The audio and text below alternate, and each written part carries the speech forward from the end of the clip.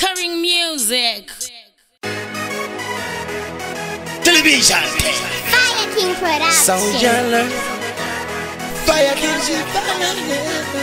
Gavim tambe bora kana kuti dokotera. Basara unoshana mbunge chingo dikitira. Sauti yako pauchana pukutira. Dimari usacheme aufali mazuba ese. Yodla kutile ndi basivise.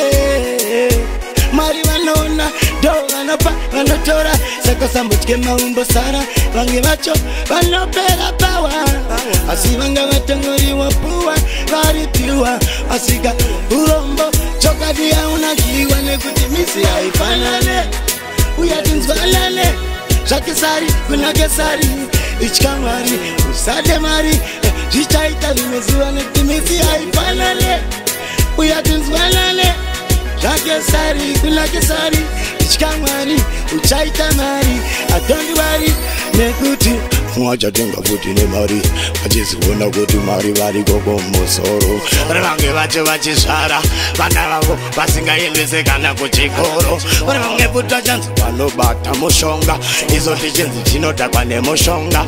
Asi kana simukafara, mangwana musazofara. Nekuti misi haifanane, uyatinzwanane. Jakesari, kulakesari, ichikamwari chibababa ndakuza chokwadi nekuti misi haifanane. Jakesari, kulakesari, imomwe wangu ichikamwari ndekuti uchaita mari riniko vanga muine pati asi uno muri kunzi muri noti sekuru venyu vakanga vaine boti amazuva ivayo vanga vari hoti asi usazofunga kuti mazuva ese chagara uchifara mumwe mudzi uchanzi uri tsaka ndo panenge vasara machana paupenyu mukana kana ive uchinge waona kara usazofairira uchivasairira nekuti upenyu haufanane mazuva havafanane uyaitinzwanane rudo baba nukuti katidanane tisimbisane asi misi haifanane change wine nzara asi vive uchanzi wavhara mangwana wamudhara saka usachema nekuti pamwe pacho chachiva usikazive kuti munhu uyu apfuma anga atiyariva asikazive mari avadi izvozvo nekuti pedzisira wabata mushonga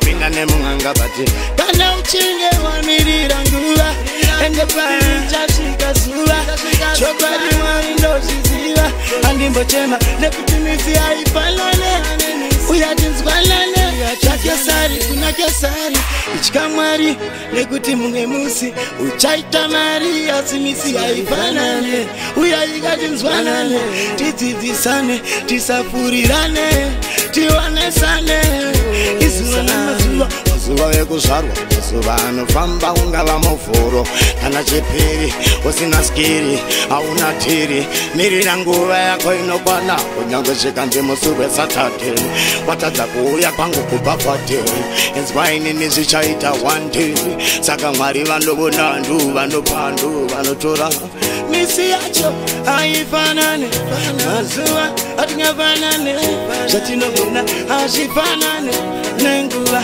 hatifambirane misi haifanane upenyu a different type of thing. Each day has its own marking. Zim Daily Upload.